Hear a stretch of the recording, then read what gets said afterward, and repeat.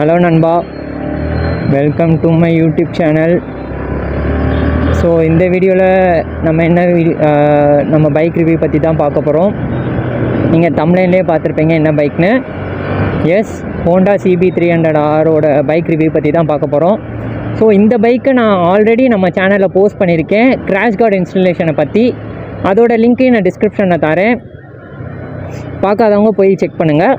மறக்காமல் சேனலை like, share and subscribe பண்ணிடுங்க. டிராஃபிக்காக இருக்குது. அதே மாதிரி போன வீடியோ நான் என்னோடய பைக் ரிவ்யூ பற்றி போட்டிருந்தேன். அதில் சில பேர் கமெண்ட் பண்ணியிருந்தீங்க. அந்த விஷயத்தை நானும் மிஸ் பண்ணிட்டேன் ரிவ்யூ சொல்கிறப்ப. ஸோ அந்த விஷயத்தெல்லாம் நான் மென்ஷன் பண்ணுறேன். ஏன்னா நான் ப்ரிப்பேர் பண்ணாமல் அப்படியே தான் உங்களுக்கு சொன்னனால சில விஷயத்தை மிஸ் பண்ணிட்டேன். ஸோ அதெல்லாம் சொல்கிறேன். பைக் ஹேண்ட்லிங் எப்படி இருக்குதுன்னு கேட்டாங்க. பைக் ஹேண்ட்லிங் உங்களுக்கு பழகிடுச்சுன்னா பைக் சூப்பராக ஹேண்டில் பண்ணலாம். வெயிட்டும் அவ்வளோவா தெரியாது உங்களுக்கு, நல்லா ஓட்டி பழகிட்டிங்கன்னா. வெயிட்டுன்றது அரௌண்ட் ஒரு 145 kg வரும்.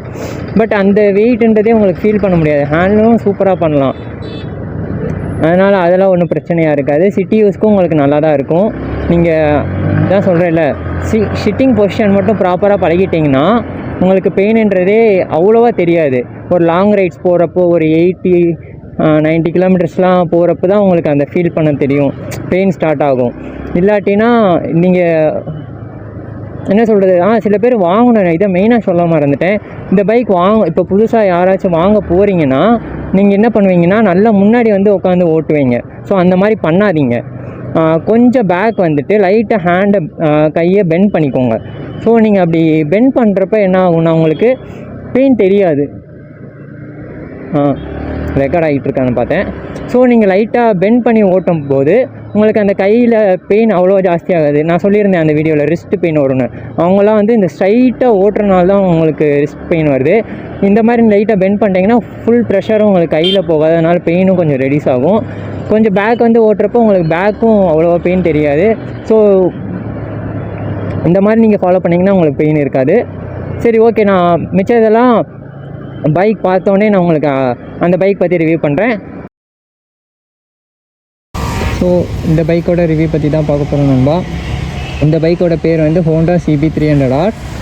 இந்த பைக் வாங்கி ஒரு 1.5 years ஆயிடுச்சு. ஸோ இந்த பைக் அரௌண்ட் ஒரு 21,000 கிலோமீட்டர்ஸ் ட்ரைவ் பண்ணியாச்சு. ஸோ இந்த பைக்கோட ஸ்பெக் பற்றி பார்ப்போம். அதுக்கப்புறம் ரைட் ரிவ்யூக்கு எடுத்துகிட்டு போவோம். ஸோ ஃபஸ்ட்டு இன்ஜின்லேருந்து பார்ப்போம். இது ஒரு 286 cc இன்ஜின், 31 horsepower ப்ரொடியூஸ் பண்ணுது, 27 Nm ஆஃப் டார்க்ன்றது ப்ரொடியூஸ் பண்ணுது. ஸோ எக்ஸாஸ்ட் நோட் சூப்பராக இருக்கும். நான் வண்டி லாஸ்ட்டில் ஸ்பெக்கெல்லாம் சொல்லி முடித்த பிறகு நான் உங்களுக்கு எக்ஸாஸ்ட் நோட்டை பற்றி காட்டுறேன். ஸோ ஃப்ரண்ட்டில் ஒரு எல்இடி கிளஸ்டர் எல்இடி லைட் தந்துடுவாங்க. எல்இடி இண்டிகேட்டர்ஸ் வந்துடும். உங்களுக்கு அப்சைட் டவுன் ஃபோர்க்ஸ் தந்துடுவாங்க. டயர் சைஸ் பார்த்தோன்னா 100/80 டயர் ஃப்ரண்ட்டில் தந்திருக்காங்க. பேக்கில் 150/60 செக்ஷன் டயர் தந்திருக்காங்க. பேக்கில் டிஸ்க் 220 mm டிஸ்க்கு. அப்படியே ஃப்ரண்ட்டில் பார்த்தோன்னா 292 mm டிஸ்க் தந்திருக்காங்க. எல்இடி கிளஸ்டர் உங்களுக்கு வந்துடும். எல்இடி கிளஸ்டர் பார்க்குறதுக்கு தான் சின்னதாக இருக்குது. பட் ஆனால் உங்களுக்கு எல்லா டீட்டெயில்ஸும் அவங்க தந்திருப்பாங்க. 1 லிட்டருக்கு எவ்வளோ மைலேஜ் தருது, அதுக்கப்புறம் total, trip A, trip B, neutral, time, இதை எல்லாத்தையும் மென்ஷன் பண்ணியிருப்பாங்க. ABS, high beam, low beam, so இதெல்லாம் பற்றி மென்ஷன் பண்ணியிருப்பாங்க. வேறு இந்த பைக்கோட கிராஷ் கார்டு இன்ஸ்டால் பண்ணியிருக்காங்க இந்த பைக்கில். அப்புறம் ரேடியேட்டர் கார்டு, அப்புறம் பேக்கில் டாப் பாக்ஸு மென்ஷன் போட்டிருந்தாங்க, இப்போ எடுத்துட்டாங்க. ஸோ இந்த கிராஷ் கார்டு இன்ஸ்டலேஷனோட வீடியோ தான் நம்ம சேனலில் இருக்குது, மறக்காமல் செக் பண்ணி பாருங்கள். அடுத்துனா இந்த பைக்கோட டேங்க் கெப்பாசிட்டி ரொம்ப கம்மியாக தந்துருக்காங்க. அது 9.7 தான். உங்களுக்கு ரேஞ்சுன்றது அரௌண்ட் ஒரு 250 கிலோமீட்டர் தான் வரும். மிச்சப்படி அதுக்கப்புறம் என்னென்னா பைக்கோட மைலேஜ். இந்த பைக்கோட மைலேஜ் கம்பெனியில் கோட் பண்ணியிருக்கிறது 31 கிலோமீட்டர்ஸ் மைலேஜ் சொல்லியிருப்பாங்க. பட் ஆனால் அவ்வளோ மைலேஜ் போகாது. நம்ம சிட்டியில் ஓட்டினா அரௌண்ட் ஒரு 25 கிட்ட தரும். ஹைவே சிலிண்டர் போகும்போது 26, 27 அது வரைக்கும் தரும். அதுக்கு மேலே நீங்கள் எப்படி நார்மலாக ஓடினாலும் பைக் மைலேஜ் தராது. சரி, இப்போ நம்ம எக்ஸாஸ்ட் நோட்டை வந்து பார்ப்போம்.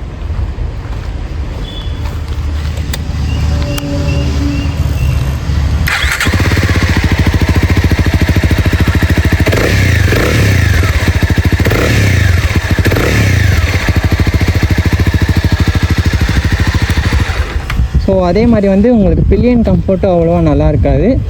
ஏன்னா வந்து ரொம்ப கம்மி எம்எம் சீட்டு, இந்த எம்டிலலாம் நீங்கள் உட்காந்துருக்கீங்களா, ஸோ அந்த மாதிரி தான் இருக்கும். அதை விட கொஞ்சம் சின்னதாக இருக்கிற மாதிரி ஃபீல் ஆகும். ஸோ மித்தபடி பவர் பற்றிலாம் நம்ம பைக் ஓட்ட பார்ப்போம்.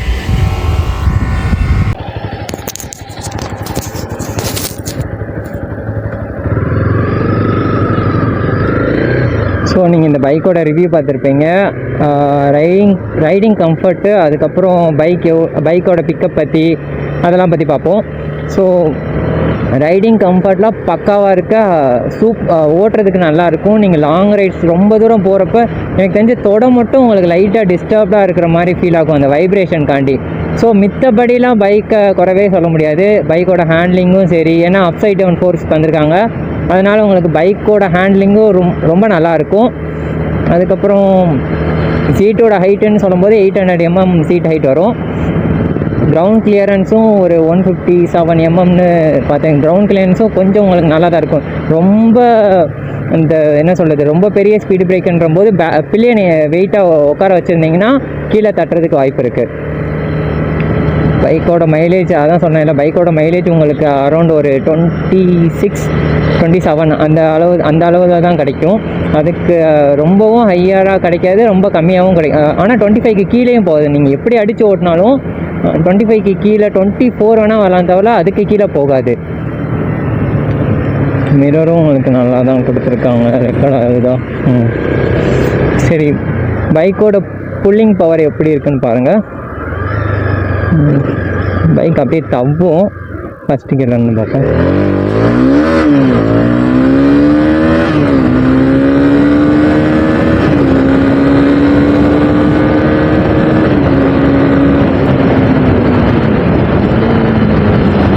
ஸோ நீங்கள் பைக்கோட புல்லிங் பவர் இப்போ பார்த்துருப்பீங்க. ரொம்ப ஈஸியாக என்ன சொல்கிறது, ரொம்ப ஒரு 0 to 60 வந்து 2.5 செகண்ட்ஸில் கம்ப்ளீட் பண்ணுவோம். 0 to 100 வந்து உங்களுக்கு ஒரு 6 செகண்டில் கம்ப்ளீட் பண்ணுவோம். ஹைவேஸில் நீங்கள் ஒரு 110, 120லேயே க்ரூஸ் பண்ணலாம் இந்த பைக்கை தாராளமாக. ரொம்ப ஃப்ரீயாக இருக்கும் க்ரூஸ் பண்ணுறதுக்கும். அதுக்கப்புறம் அந்த ரைடிங் கம்ஃபர்ட், பில்லியன் கம்ஃபர்ட் மட்டும் கொஞ்சம் நல்லா இருக்காது. அதனால தான் நாங்கள் பின்னாடி டாப் ரேக் மாட்டோம். ஆனால் டாப் ரேக்கும் ரொம்ப பெருசாக கொடுத்தாங்க. இந்த பைக்குக்கு வர டாப் ரேக் ரொம்ப பெருசாக வருது.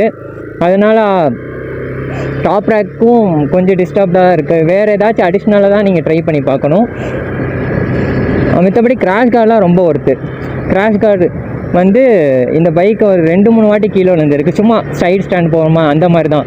ஸோ அந்த மாதிரி போடும்போதே பைக்கை ரொம்ப காப்பாற்றிருக்கு, எந்த டேமேஜும் ஆகாமல்.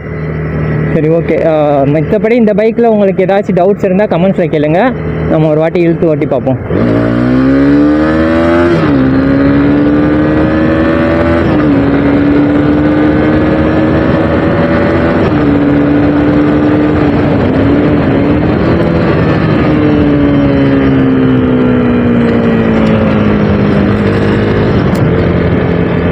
உங்களுக்கு பைக்கோட ஹேண்ட்லிங்கும் நல்லா இருக்குது. ஏன்னா ஆனால் லைட்டாக வாபிள் ஆகுது. நீங்கள் பார்த்துருப்பீங்க வீடியோலேயே, லைட்டாக வாபிள் ஆகுது கிட்டுன்னு. பட் ஆனால் நீங்கள் ஸ்லோவாக மெதுவாக பைக்கை வந்து ஸ்பீடு ஏற்றுனீங்கன்னா அவ்வளோவா வாபிள் தெரியாது. ஸோ அவ்வளோதான் கைஸ், வீடியோ இதோட முடிச்சுக்கலாம். மறக்காமல் சேனலை லைக் பண்ணுங்கள், ஷேர் பண்ணுங்கள், சப்ஸ்கிரைப் பண்ணிடுங்க, உங்கள் ஃப்ரெண்ட்ஸுக்கும் ஷேர் பண்ணுங்கள். இன்னொரு பைக் ரிவ்யூவில் பார்ப்போம். Until that boy.